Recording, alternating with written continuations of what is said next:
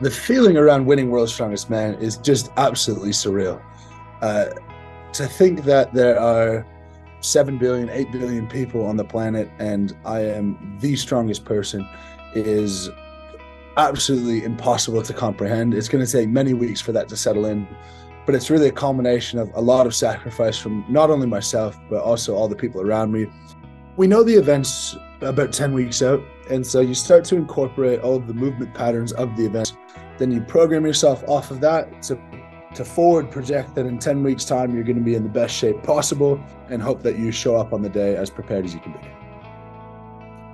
Injuries are something in our sport that are unavoidable, and it's something that we just have to accept.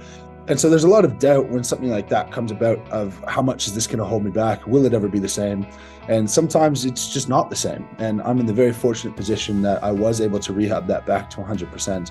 In the end, it's just an appreciation that I could get back to 100% when eventually an injury will come along where you will never be as good as you were.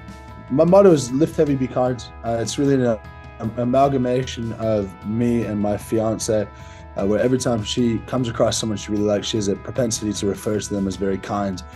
And I want to start changing the narrative that the biggest, strongest person is also the most aggressive and standoffish. And if you're around the people at World's Strongest Man, it's some of the sweetest guys, some of the nicest guys you'd ever meet.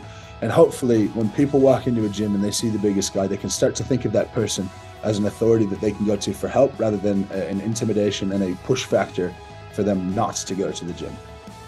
People have been reaching out from left, right, and center, coming out of the woodworks.